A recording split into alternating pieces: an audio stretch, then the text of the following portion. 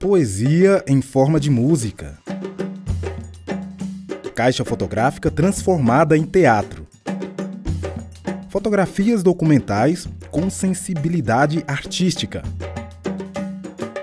O enredo cultural dessa semana caminha entre música, cinema e fotografia, mas também vamos mostrar um projeto que oferece aulas de teatro de rua. Um arquiteto que tem uma relação muito curiosa com a arte e ainda vamos falar de surrealismo no cinema.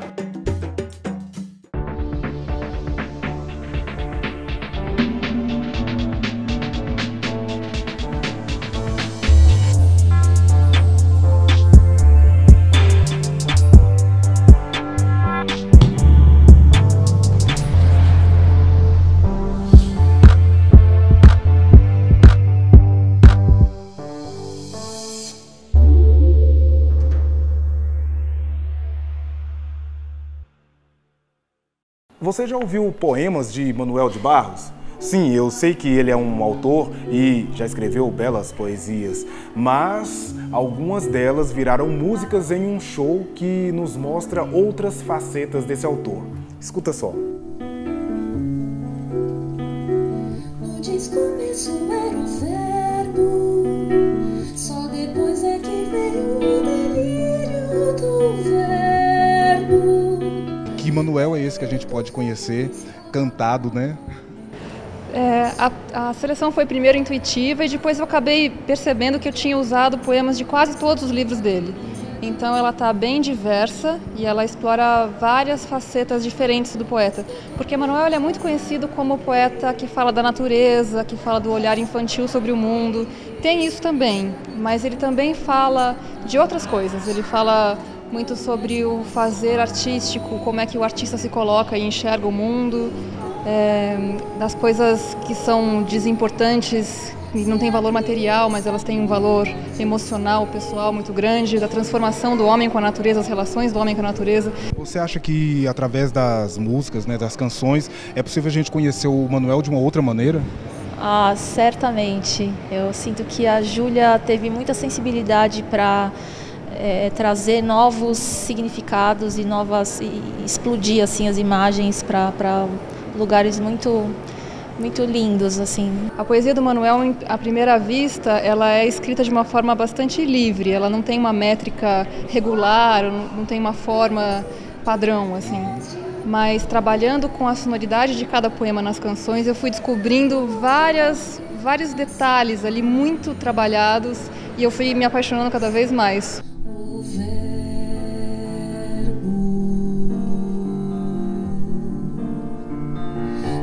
Tem que pegar delírio. Você é do piano, né? Que parece que é um instrumento assim tão clássico, tão erudito. E aí a gente tem uma viola caipira que parece que está tão distante do piano. Na verdade, com o Neymar, que é o violeiro que a gente convidou para esse projeto, com o Neymar nada fica estranho, fica tudo sempre lindo.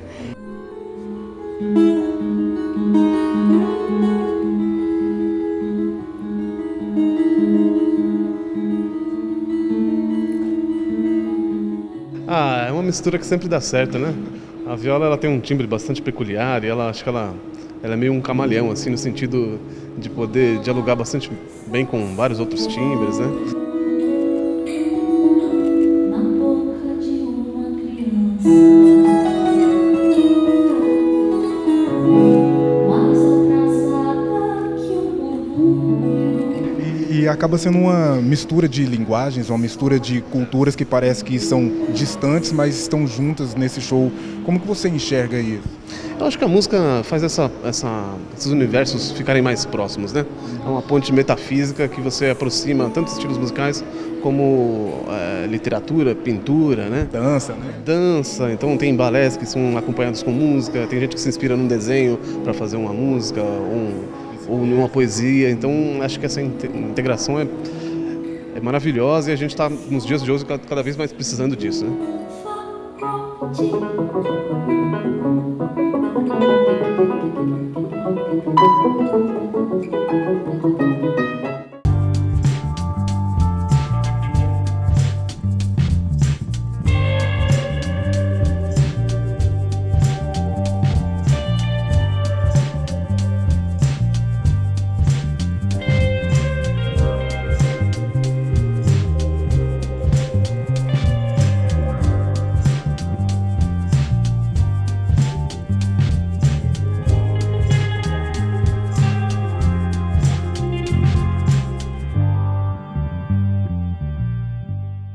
transpor o limite do real e mergulhar na imensidão criativa da imaginação e dos sonhos é algo que nós encontramos no surrealismo. Muito comum nas artes plásticas, principalmente pelo pintor Salvador Dalí, o surrealismo chega também ao cinema.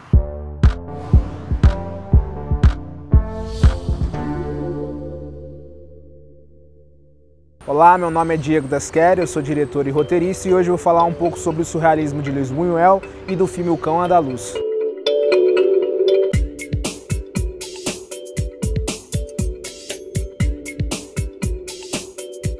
Luis Buñuel foi um cineasta anticristão e surrealista que nasceu em 1900 na Espanha e morreu em 1983 no México. Luis Buñuel é conhecido pela quebra de paradigmas nas narrativas clássicas, né?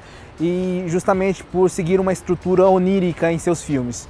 Buñuel pertencia ao movimento surrealista surgido através do manifesto do escritor francês André Breton, que consistia justamente na quebra da lógica, né? Ele era alheio de qualquer preocupação estética e moral e era ditado pelos sonhos. No meio de sua trajetória, Buñuel morou em Madrid por um tempo, se formou em História e lá também montou seu primeiro cineclube e teve a oportunidade de fazer amizades com a de Salvador Dalí, né, o pintor surrealista, que posteriormente contribuiu com o primeiro filme surrealista na época, que foi o filme O Cão Andaluz.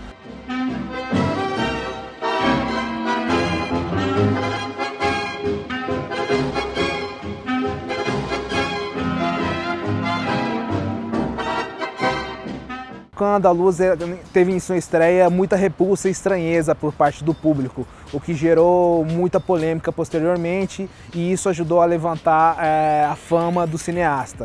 O filme ele quebra totalmente com a lógica do espaço e do tempo, justamente por seguir essa estrutura onírica. Já com relação ao espaço, no começo do filme temos uma das personagens que está em sua casa, olha através da janela e fora da janela se vê rua, um bairro comum. Porém, posteriormente, numa cena já perto do final, ela sai de sua casa e logo do lado está a praia, o que rompe completamente com a lógica do espaço.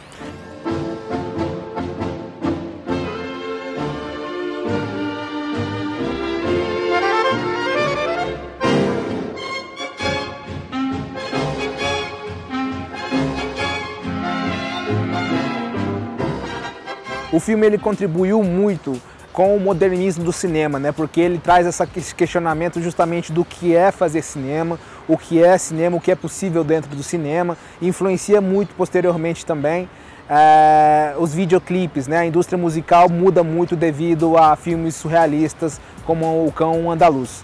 Muitos cineastas demonstraram ser influenciados por Luis Buñuel, como é o caso do cineasta Pedro Almodóvar. Buñuel tem essa importante representação no cinema mundial justamente por essa quebra com a lógica e da ressignificação dos sonhos e de tudo que pode ser interpretado dentro do cinema como algo lógico, ilógico e surreal.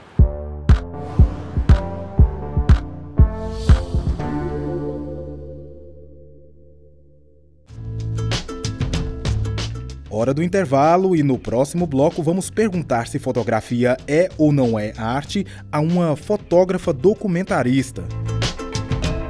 E também vamos conhecer um projeto da UFG interessante para quem gosta de teatro de rua.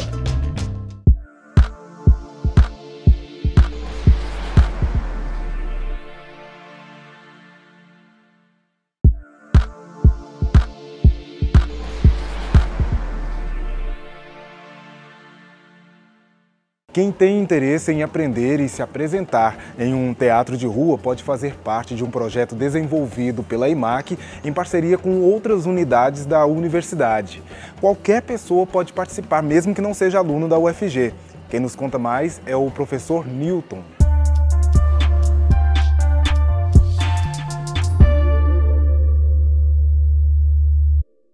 Olá, eu sou o professor Newton de Souza, coordenador do projeto Atrás do Grito de Teatro, e vamos apresentar esse projeto, que é um projeto de extensão para montar um grupo de teatro formado por alunos de qualquer curso da universidade e também membros da comunidade, voltados para um espetáculo de rua. Tuê, tuê, tuê, tuê, marimba, tuê, tuê. Amasadawa, amadawa, dawa, tue, tue. Nós desenvolvemos um trabalho de formação de grupo, não é? E ele não é pensado, ele é pensado de uma forma transdisciplinar, ou seja, as linguagens artísticas envolvidas, que são no campo da sonoridade, no campo da corporeidade, ou do movimento, assim como da representação visual e plástica, trabalham de forma intrincada. Inclusive, estabelecendo relação entre diferentes unidades, como a FAV, o curso de musicoterapia, direção de arte e teatro licenciatura, assim como da dança, e integrando a equipe que vai trabalhar com aqueles que se interessarem em fazer parte do grupo. Teatro de rua, primeiro, faz parte da minha experiência acadêmica e artística, e ele tem um caráter de oferecer visibilidade muito maior do que os espetáculos em salas fechadas. No momento que a gente quer justamente demonstrar a capacidade de extensão da universidade, essa possibilidade de trabalhar na rua vai ampliar o público que vai conhecer o trabalho artístico que é desenvolvido na universidade. Da primeira aula eu já fiquei muito apaixonado por isso aqui, achei muito genial e parece ser uma ideia muito boa do que vai virar isso aqui daqui para frente, sabe? Pensar na importância do projeto, que é um projeto de extensão, está relacionado ao momento em que a universidade tem sido convocada a comprovar aquilo que deveria ser óbvio. O papel fundamental da UFG no desenvolvimento econômico, político, educacional e, especificamente, também no campo artístico. Então, ao montar um grupo que é de extensão e de rua, nós vamos mostrar para a sociedade aquilo que nós produzimos aqui.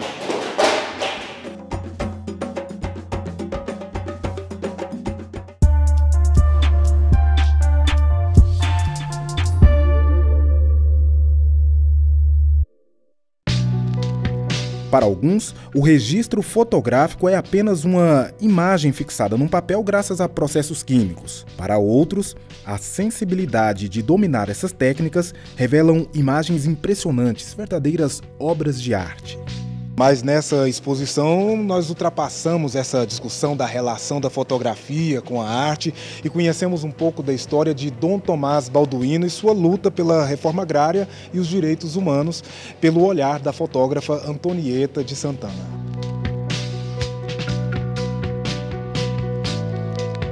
Você começou a fotografar quando e por qual motivo? Comecei a fotografar em 1979 no Maranhão, por causa da luta pela terra. Era uma história muito complicada, onde havia muita grilagem, muitos despejos. Então, a melhor forma que eu encontrei de contar a história foi por meio da fotografia. Existe aí um debate, né, um diálogo que questiona a fotografia como sendo arte ou não.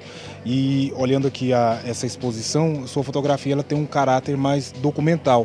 A fotografia documental, ela conta uma história. A arte, digamos uma pintura, uma escultura, ela também conta uma história. Ela não foge de uma realidade.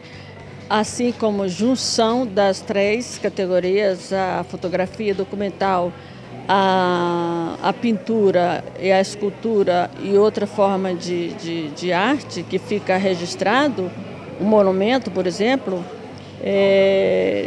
eles estão contando uma história. Ela conta que história aqui e qual é a relação que essa exposição e esses povos têm com o Dom Tomás? Conta a ocupação da terra, a questão da reforma agrária, né? Porque Dom Tomás foi um grande defensor, aquele junto com outros bispos aqui no Centro-Oeste, no Brasil. E observando a exposição, a gente vê justamente o que você falou agora há pouco, dessa propriedade que a foto tem de perpetuar, né, e lembrar gerações futuras de algo que aconteceu há algum tempo.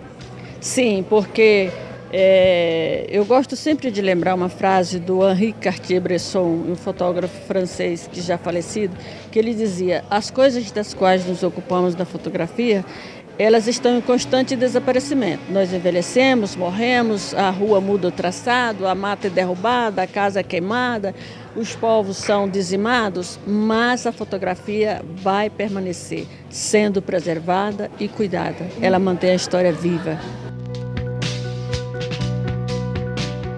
O meu desejo é que outras pessoas conheçam essa história, porque a maioria da juventude, dos jovens e até pessoas de idade não conhecem a história que os negros, que os índios, indígenas e os camponeses viveram e ainda vivem hoje muito mais ainda.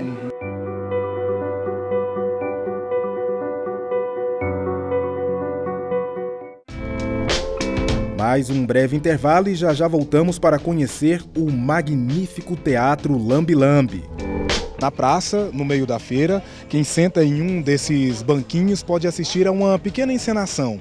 E olhando nessa janelinha aqui, o espectador se emociona e se diverte com a história de 6 grandes mulheres. E ainda tem a história deste arquiteto que tem uma relação muito curiosa com a arte.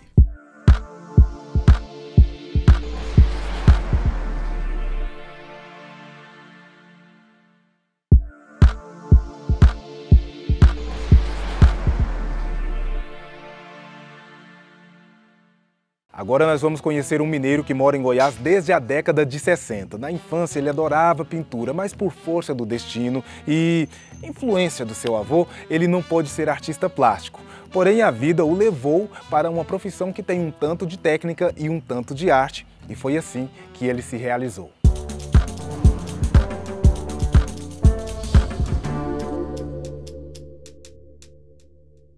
Meu nome é Antônio Lúcio. Eu sou arquiteto.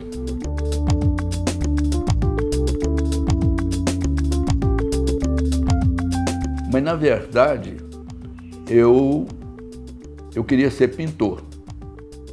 Que desde lá do colégio que eu estudei, eu pintava. Eu gostava de pintar a óleo. Então, eu comecei como pintor.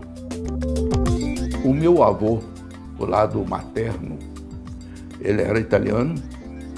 Então um dia eu fui conversar com ele que eu queria ser pintor. Ele falou, nem pensar. Mas num dado momento meu tio, que era médico, ele foi em Belo Horizonte e trouxe uma apostila. Pessoal, olha aqui, isso aqui eu não sei, eu vi umas coisas aí, é arquitetura. Eu comecei a ver a apostila e num dado momento dela começa a falar em desenho de observação, em desenho e tal. Falei, opa, espera aí, isso aqui tem alguma coisa aqui que está afinando comigo. Como arquiteto, o senhor se sente um pouco artista? Não, eu sinto artista, mas geral mesmo, sabe? Eu acho que o arquiteto é um artista, ele tem que criar como qualquer um. Eu acho que a criação é importante, né? E a criação, ela vem da gente. A forma, né? O espaço que você cria, ele tem você não sabe bem explicar isso. Às vezes até tecnicamente, certo? A gente é muito ligado e muita gente nasceu dentro da escola de arquitetura. Grandes compositores na área da música, tudo nasceu lá dentro. O Chico Buarque, esse pessoal todo, tudo nasceu dentro de uma escola de arquitetura que é ligado a artes. Porque tem uma turma que não gosta de ser chamada de artista, né? Mas eu tenho a honra, é honra.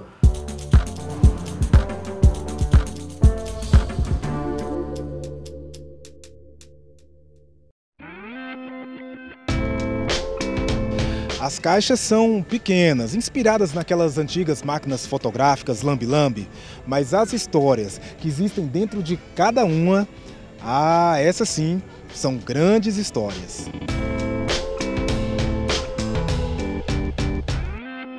Isabela, qual é a origem desse tipo de teatro aqui, Teatro Lambe-Lambe? A origem, o teatro de caixa já é um teatro tradicional dentro da linguagem do teatro, né? Mas o teatro de Lambe-Lambe especificamente, ele é mais ou menos da década de 80, foi criado por duas bonequeiras chamadas Denise e Ismine, que são baianas. Elas fizeram uma cena que elas queriam encenar uma cena que elas achavam que era muito íntima para estar mostrando para todo mundo de uma vez, né? Uma invenção feminina que queria contar uma história há algum tempo atrás, e aqui vocês contam histórias de 6 mulheres, né? 6 mulheres. Quais são essas histórias? Olha, a gente está falando da Julieta, que é uma tradicional personagem do Shakespeare. A Rosa, que é uma ficção, é um personagem fictício. A gente trabalhou com a biografia de pessoas que foram muito importantes para a história mundial. Assim. São 3 brasileiras, a Carolina de Jesus, a Maria Elisa, que é a palhaça Chamego, que foi a primeira palhaça, e a Elza Soares, que é uma cantora muito potente aí, né, que está atuando aí, e a Júlia Pastrana, que é uma artista do século XIX. Adriana, de repente a gente se depara com uma história nessas caixas da primeira palhaça mulher no Brasil. Como é isso? Então, o pai dela tinha um circo e ela sempre se apresentava, né, vestida de palhaço. As pessoas achavam que ela era um palhaço, porque não era comum, né? Então, que uma mulher fosse palhaça, né? E aí, no final do espetáculo, no final do show, ela tirava o chapéu. Então, ela veio representar o que hoje para nós é um grande orgulho, né? Porque as palhaças estão aí, ó, super talentosas, né? Abrilhantando aí todas essas lonas, esses circos aí pelo Brasil afora. São maravilhosas, né? Abílio, como que foi construir essa microiluminação, né? E a trilha sonora para um espetáculo que parece que é tão detalhista, né? É uma outra dimensão, né? Eu tive a sorte de começar minha carreira como técnico em eletrônica, né? Então foi um reencontro. Esse momento aqui foi super oportuno. Foi um reencontro, né? A utilização de um período da minha vida que eu aprendi um pouco disso e tal, e usando para a arte, né? É uma experiência fantástica, assim, né? É uma super produção para uma pessoa só, né? É um espectador por vez. Então tô aprendendo muito, tá muito legal. E um privilégio para quem assiste. Com certeza, todo mundo tem gostado, tem se maravilhado, assim, com as nossas 6 histórias, né?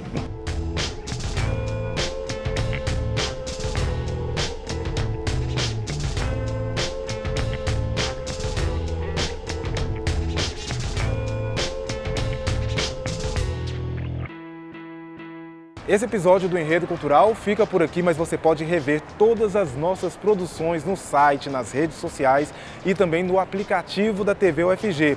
Aproveite também para mandar sua crítica ou sugestão. Estamos aguardando. Tchau, tchau.